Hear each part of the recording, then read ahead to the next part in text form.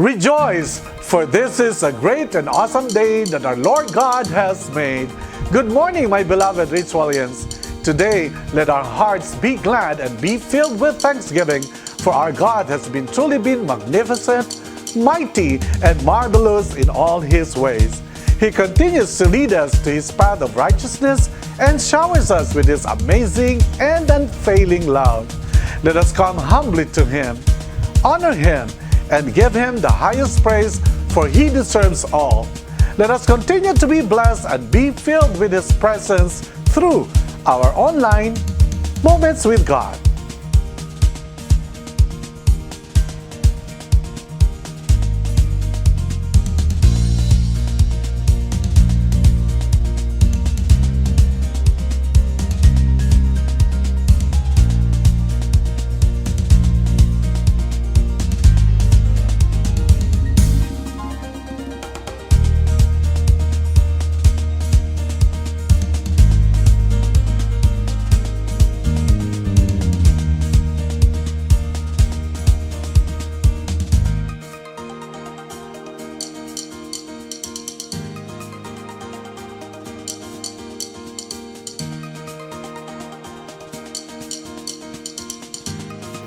Good morning everyone. Tayo po ay magsisimula sa ating Moments of God. At kumusta po kayo sa inyo pong mga tahanan?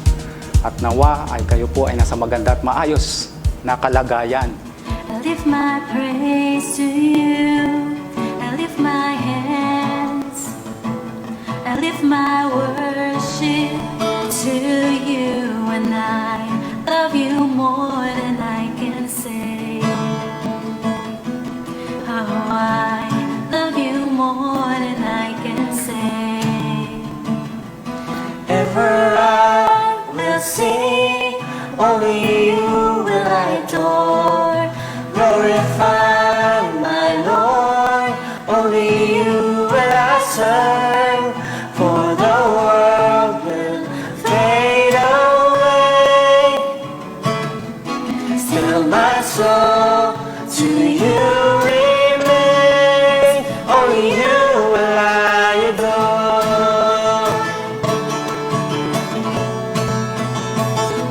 I lift my voice, I lift my praise to you. I lift my hands, I lift my worship to you. And I love you more than I can say. Oh, I love you more than I can say. Ever I will sing, only you will I adore. Glorify my Lord, only you will I serve. For the world will fade away, still my soul to you remains. We'll sing, only you will I adore. Glorify my Lord, only you will I serve. For the world will fade away, still my soul to you remains. Only you will I adore. Only you will I adore. Only you will I adore.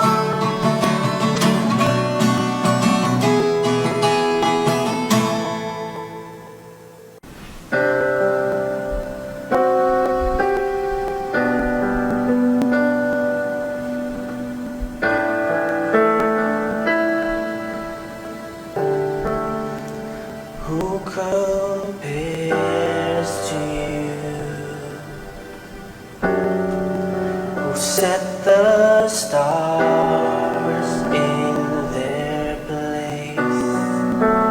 You calm the raging seas that came crashing over me. compares to you? You who brings the morning light, hope of all the earth, is rest assured in your great love. You are magnificent, eternally wonderful, glorious Jesus.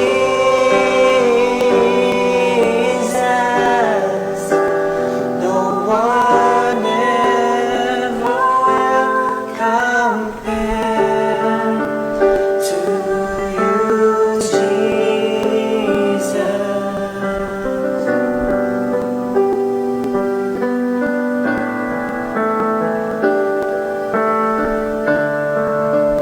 Where the evening fades, you call forth songs of joy. As the morning wakes, we your children give you praise. You are magnificent, eternally wonderful, glorious Jesus. No one ever will compare. You are magnificent, eternally wonderful, glorious Jesus.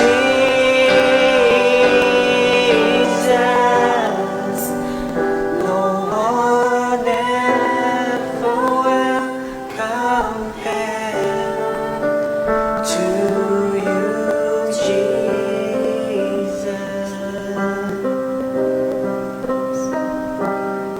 Tayo po ay sumandali muna po tayong manalangin. O Diyos, pangunahan mo po kami. Pagpalain niyo po ang Moments of God and even students, parents, and workers na nasa kanilang mga tahanan sa mga sandaling ito, Panginoon. Pukawin mo sila, buksan mo ang kanilang mga puso, maging sa pakikinig po, Panginoon.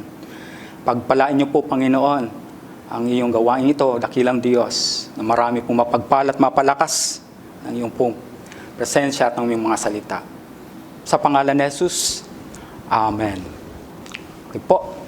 Ang topic po natin sa umaga pong ito ay strengthened, coming from rejoicing in the Lord. At ito po ay matatagpuan po natin sa Nehemiah 8 verse 10. Okay po. Sabi po rito, umuwi na kayo at magdiwang. Kumain kayo at uminom ng bagong alak. Bigyan niyo ang mga walang pagkain at inumin, sapagkat ang araw na ito ay banal para kay Yahweh. Kaya huwag kayong malungkot. Ang kagalakang dulot ni Yahweh ay magpapalakas sa inyo. In English version, ang sabi po rito ay, Nehemiah said, "Go and enjoy choice food and sweet drinks, and send some to those who have nothing prepared. This day is sacred to our Lord. Do not grieve, for the joy of the Lord is your strength." How can we rejoice in God's strength sa mga panahong ito?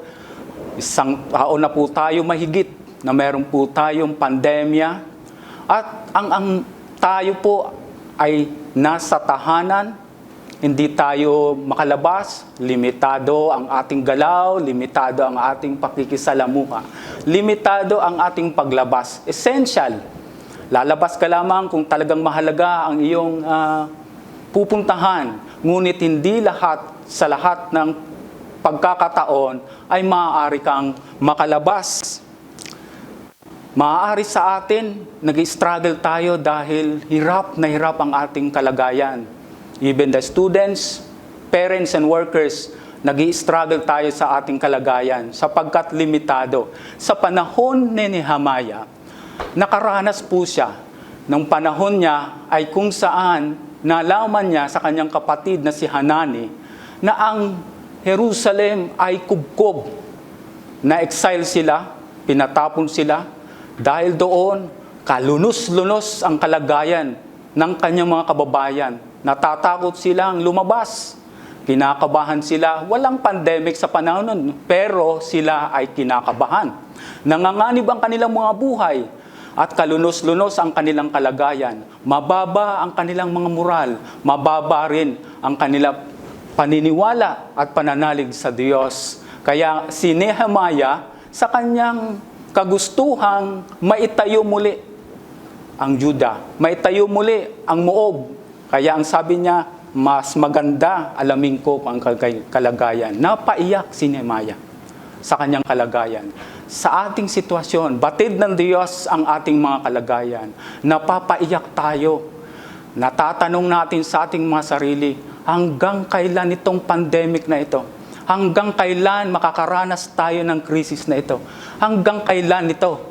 Napapahimutok tayo, nakakaramdam tayo, nanlulumo, nadidiscourage na tayo, na parabang iniisip na natin na ang Diyos ay walang kakayahan para ang kalagayang ito na encounter natin ay hindi niya kaya. Ngunit ang rejoice that God provides us.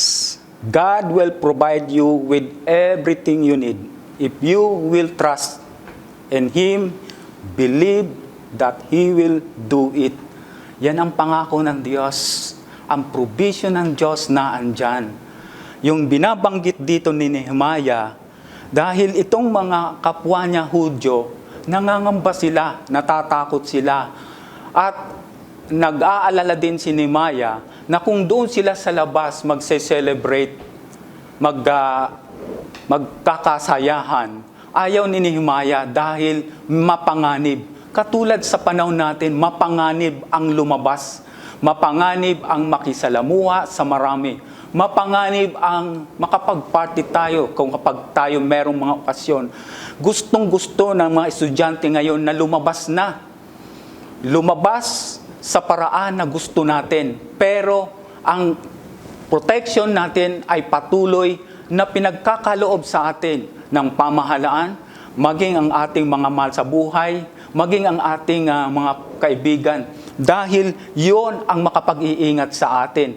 Totoo nga po, delikado, mapanganib kapag tayo ay lumalabas. Lalong-lalo na, napakatindi na ng sitwasyon ngayon na kung saan pagka lumabas ka, hindi mo tiyak na pag-uwi mo, ikaw yung may dala ng virus. Di mo rin tiyak na kung ikaw yung nauuwian, galing ka sa labas, yung iyong pamilya ay mauuwian mo ng pinangangambahan din nila. Ganon ang kalagayan natin. Bawat isa ay nag-iingat. Ngunit sinabi ni Nehemiah, go! Ang sinasabi rito, umuwi na kayo sa inyong bahay, doon kayo magpakasaya, kumain kayo sa gusto ninyo. Binanggit niya, umuwi na kayo, magdiwang, kumain kayo at uminom ng bagong alak. Bigyan nyo ang mga walang pagkain at inumin. Natatandaan po natin na kung meron po tayong food pantry, kung saan ito yung, kung ano lamang yung may tutulong, kung ano lamang yung mayaambag ng ating kapwa, maaari tayong gamitin ng Diyos. Kaya look up, prioritize God, our provider. Siya ang ating pagkukunan ng lahat ng ating pangangailangan. Kaya hindi po killjoy ang Diyos. Hindi tayo masyadong hinihigpitan ng Panginoon. Ang gusto ng Diyos, tayo ay ma-secured ang ating buhay at kung anuman ang ating pinagdadaanan, lagi tayong tumingin sa kapangyarihan ng Panginoon. We can trust that God's strength is sufficient in everything. Even greatest people, nakakaranas po sila ng pagod. But God's power and strength not diminish. Are not diminish. Hindi, sabi nga po rito, na kung saan binanggit na kung saan ang mga taong bayan pinayapa ng mga Libita, sinabi nila, huwag kayong malungkot sapagkat banal ang araw na ito. Huwag nating ikalungkot ang pinagdadaanan natin. Marami tayong magagawa. Gawin nating normal ang ating buhay. Huwag huwag nating ikulong ang ating sarili sa circumstances, sa problem, sa worries, anxieties. Ito ay mga bagay lamang nakaka-defocus sa ating attention sa Panginoon. So, binabanggit nito, we can trust God's strength. Ang kakayahan at kapangyarihan ng Diyos lamang ang maaari nating panghawakan, at doon lamang tayo umawak. Sapagkat pagkat tayo'y nasa Diyos, panatag ang ating buhay, panatag ang ating kalooban, napakasaya, maginhawa kung tayo mismo ay sa Diyos nagtitiwala. Ang mga suliranin natin, ang mga pinagdadaanan natin, pansamantala ito. Itong krisis natin, pansamantala ito. Ito ay hindi pang matagalan. Dumadaan lang ito sa ating buhay. So, binabanggit dito, what does it mean to rejoice in God's strength? What does it mean to trust God? What does it mean to joy in the Lord? The joy of the Lord is our strength. Is brought to fullness when we accept His provision of righteousness. By God's grace, by grace that reunite us, we can enjoy His presence. Binanggit po, even po, sabi po rito, you have made known to me the paths of life. You will fill me with joy in your presence. Acts chapter 2 verse 28. In Tagalog, ituro mo sa akin ang mga landasing patungo sa buhay. Dahil sa ikaw ang kasama ko, ako ay mapupuspos ng kagalakan. Mapupuspos lamang po tayo ng kagalakan kahit tayo ay matagal nang nasa loob ng bahay, nasa loob ng ating tahanan, kung tayo ay laging merong oras at panahon sa pakikipagniig natin sa Panginoon, sa pananalangin, sa ating quiet devotion, sa pagbabasa ng Bible. Ang Biblia ang tangi lamang lakas, ang Biblia ang tangi lamang natin pagkain, at ito lamang ang makapagbibigay sa atin ng kalakasan at pagtitiwala natin sa Panginoon. Pagka ito ang priority natin, habang tayo ay nasa loob ng tahanan, habang tayo ay hindi na natin nagagawa yung dati nating ginagawa, I tell you, ikaw ay mapapalakas at yung sinasabi ng Diyos na makigalak ka sa Panginoon ay lalo mo itong mararanasan kapag ang Diyos ang lagi mong inuuna sa araw-araw. Second, look around. Tingnan mo yung iyong paligid.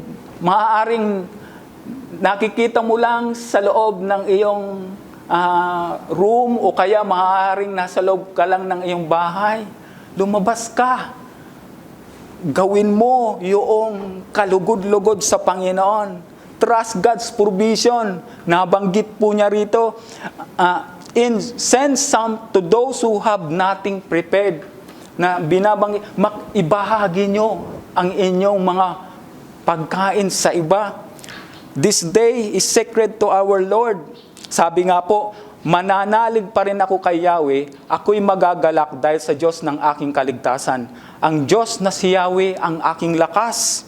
Habakkuk chapter 3 verse 18. Yet I will rejoice in the Lord. I will be joyful in God my Savior. The sovereign Lord is my strength. Yun, maging si Habakkuk nakaranas ng matinding kalungkutan, pangungulila. Tayo nakakaranas ng pangungulila sa kaibigan, pangungulila sa kapwa, pangungulila sa pakikisalamuha sa tao. Nangungulila tayo, pero sabi ni Habakkuk affirmed that even in the times of starvation and loss, he would still rejoice in the Lord. Dapat lagi tayong magkaroon ng kagalakan. At hindi dapat mawala ang ating kagalakan dahil meron lamang tayong kinakaharap na krisis sa ating panahon, sa ating buhay, sa ating bilang estudyante, maaring ikaw ay nababagot na, maaring ikaw ay nawawalan na ng gana, maaring sa tingin mo ay matatapos pa ba ito o hindi na. Nararanasan mo ba mabigo at mawala ng pag-asa? Nagsasawa ka na ba sa kahihintay ng iyong panalangin? Kapag tayo ay nakakaranas ng mga hindi magagandang pangyayari sa ating buhay, inaakala nating ang Diyos ay malayo. Pinababayaan tayo at hindi tayo pinoprotektahan. Hindi ito totoo. Ito ay deception ng kaaway. Tandaan natin na ang Diyos ay laging gumagawa sa mga bagay na hindi natin nakikita. Tulad ng hangin, hindi mo ito nakikita pero nararamdaman mo. Tulad ng tubig, hindi mo ito nasasalop pero hindi mo nahawakan pero umaapaw. Ang ibig sabihin, ganun ang kapangyarihan ng Panginoon. Iniingatan lang tayo. Mas maganda nga pong lagi tayo, mas maganda na nasa bahay tayo. Kahit meron tayong nakakaranas tayo ng pangungulila, nakakaramdam tayo ng struggle, maaaring ito ay struggle sa ating sarili, maaaring struggle sa ating future, maaaring struggle sa ating mga pangangailangan sa araw-araw. Ano man ang struggle mo, ay lagi mong alalahanin, ay ang pangangailangan mo ay kayang tugunin ng Panginoon kung ikaw ay nagtitiwala sa provision ng Panginoon. Look around. Patuloy lamang tayo. Tumingin. Huwag nating limitahan ang ating sarili. Maaari pwede tayong gawing mas maganda ang ating ginagawa kaysa dati. Kung ikaw ay wala ng ganang manalangin magbasa, ibalik mo yung dating yung ginagawa. Kung ikaw ay babad sa social media pero hindi essential, pwede mong ibahin ang iyong ginagawa doon sa paraan na mas mabuti at makakatulong at magpapalakas sa iyong pagtitiwala sa Panginoon. Dahil ito sinasabi niya, this day is sacred to our Lord. Do not grieve. Huwag po nating pigatiin, huwag nating bigyan ng kalungkutan ang ating mga sarili. Mahal tayo ng Diyos. Ang pagmamahal ng Diyos ay sapat. Ang pagmamahal ng Diyos ay para sa ating ikabubuti. Ayaw ng Diyos na tayo ay mahawaan. Ayaw ng Diyos na tayo nadi-discourage. Ayaw ng Diyos na tayo nangihina. Ayaw ng Diyos tayo nalulungkot. Ayaw ng Diyos na tayo nag-aalala, nababahala o natatakot. Ang nais ng Diyos sa atin, rejoice in the Lord always. Yun ang pangako. Rejoice, makigalak kayo lagi sa Panginoon. Sapagkat ang pakikigalak natin sa Panginoon, doon na-stretch yung ating patience, yung ating strength, lalo tayong ginaganahan. At pag yun ang nararanasan natin, tayo ay laging masaya, araw-araw, oras-oras, babangon ka pa lang, punong-puno ka na ng pag-asa, sapagkat ang Diyos mismo ay sa'yo ay pag-asa na. Ang Diyos ay pag-asa mo araw-araw, kaya lagi kang inspired, lagi kang ginaganahan, lagi kang merong pag-asa na kung saan lagi kang masaya. Hindi ito yung masaya na meron kang natanggap, kundi kahit wala kang natatanggap, anumang sitwasyon mo, lagi kang nakangiti at masaya. Naalala ko yung Jollibee, kahit ngayon may pandemic, ang Jollibee po, yung quote ay talaga siya ay laging nakangiti kahit wala ng customer. Lagi pa rin siyang nakangiti. Ganun dapat tayo, laging nakangiti. Laging may kagalakan, sapagkat ang Diyos natin ay pag-asa, dapat nabubuhay tayo punong-puno ng pag-asa. Kaya, lagi lang tayo magtiwala sa Panginoon. Hanggat kumakapit tayo sa Diyos at sa Kanyang mga salita, at sumunod tayo sa Kanyang kalooban, hindi tayo mag-iisip ng anumang negative o masama, dahil batid natin ang bawat nangyayari sa ating buhay ay may dahilan. Alalahanin po natin, mga estudyante, sa ating pong kalagayan sa buhay, tandaan po natin, pagka isinuko natin sa Panginoon ang lahat natin, ito man ay future, ito man ay ating pag-aaral, ito man ang pangangailangan natin, pag sinuko natin sa Panginoon, tayo ay panatag at payapa sapagkat ang nagtitiwala sa Diyos, panatag. Ang nananalig sa Diyos, payapa. Ang nananangan sa Panginoon ay merong katahimikan sa isip, sa kalooban, at sa damdamin. Kaya lagi po natin, encourage natin ang ating mga sarili. Makibalik natin yung dati nating ginagawa. Na kung tayo ay malamig na sa Panginoon, ibalik natin yon sapagkat ang Diyos ay mahal tayo ng Diyos. Hindi niya tayo pababayaan. Kaya, mga anak na kanyang umiibig, kung tayo ay umaharap sa matinding pagsubok, handa ang Diyos na tayo ay gabayan. Ngunit hindi niya pinipilit sa mga taong patuloy na nakikisuob sa anumang pong kasalanan. Ang ayaw lamang po ng Panginoon ay tayo ay malayo sa Kanya. Kahit po tayo nasa bahay, kahit po tayo ay kung saan ang nais ng Diyos ay gusto niya, unahin siya sa lahat ng bagay. Last, ang sabi niya rito, for the joy of the Lord is your strength. Makigalak sa Panginoon. Maaaring makapagbigay sa atin ng kalakasan upang maharap ang lahat ng hamon sa buhay. Maaari tayo nakatuon sa Diyos. Sa halip sa ating mga takot at maaari din nating matulungan ang iba. Matutunan ang kagalakan ng mayroon tayo. Maaari tayong makipag-share sa ibang tao. Palakasin natin ang ating mga kapwa estudyante at maaari din tayo makapagbigay kung meron tayong sobra sa atin, pwede natin i-share sa iba upang tayo ay maging kagamit-gamit ng Panginoon sa Kanyang provision. Look within sa iyong trust God's protection. Be thankful to God for what He has done. Magpasalamat ka sa anumang ginagawa sa iyo ng Panginoon. Ask Him to remain at the center of your life. Hilingin mo sa Panginoon na Siya ay maging sentro ng iyong buhay.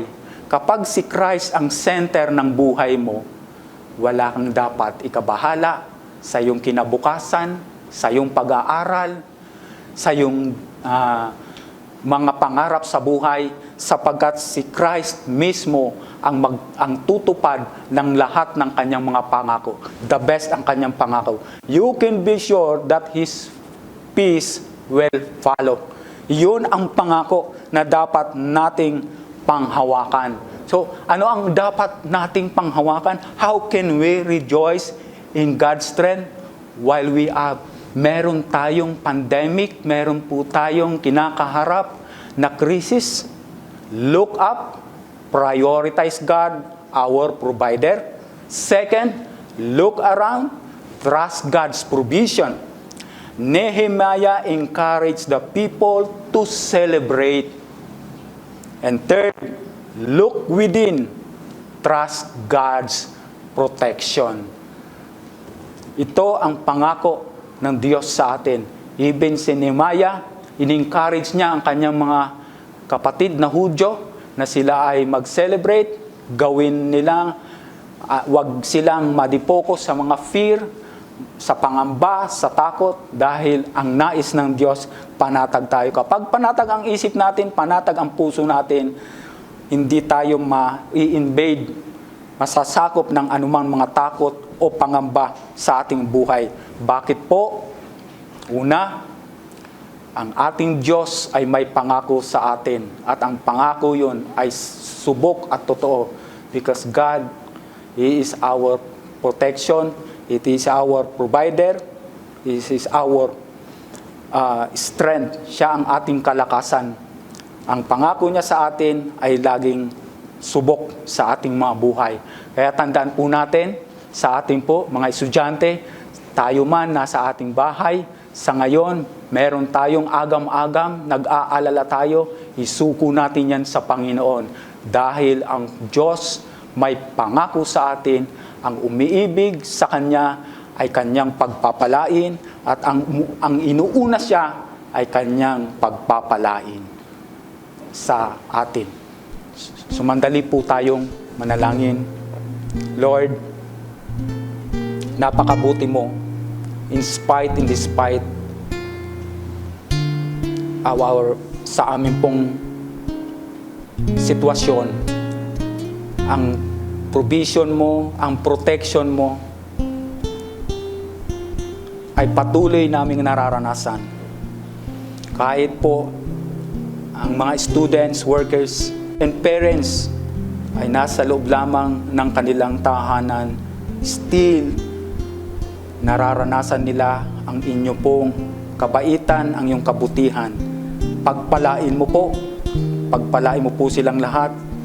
Kayo po ang umawak sa kanilang buhay at ikaw po lagi nila ang kanilang sandigan at pagtiwalaan sa mga panahong ito. Maraming salamat, Lord. And all these things we pray in Jesus' name. Amen.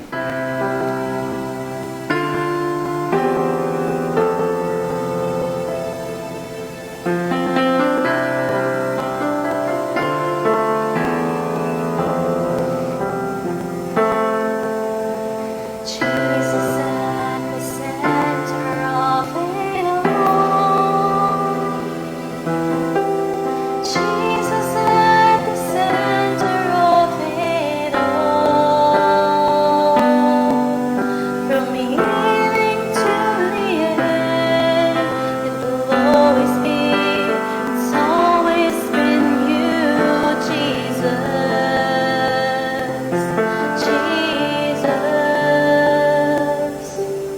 Jesus be the center of my life. Jesus be the center of my life. From beginning to the end, it will always be. It's always been you, Jesus. Jesus, nothing else matters. Nothing in this world will do.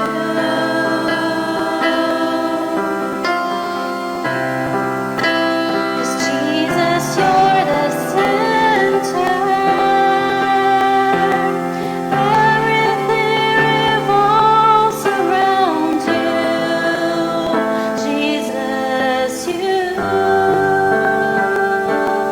From my heart to the heavens, Jesus be the center. It's all about you.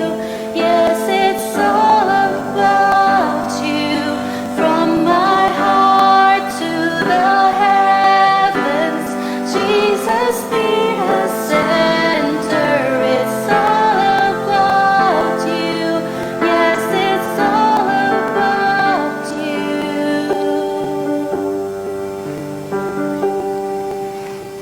Jesus be the center of your church. Jesus be the center of your church. And every knee will bow, and every tongue shall confess you, Jesus. Jesus,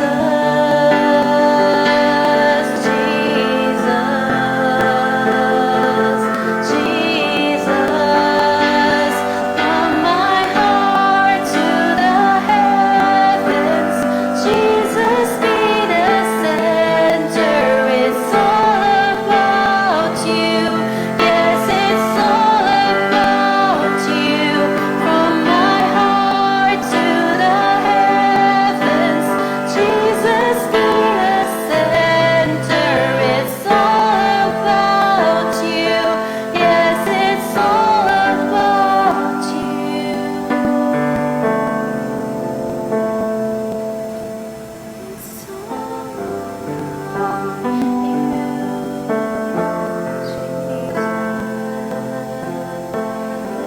Students, I encourage you, itong maiiwan ko po sa inyo, according to Habakkuk chapter 3 verse 18 and 19. Yet I will rejoice in the Lord, I will be joyful in God my Savior. The sovereign Lord is my strength. panghawakan po natin ang promise ng Diyos sa ating buhay. God bless you all.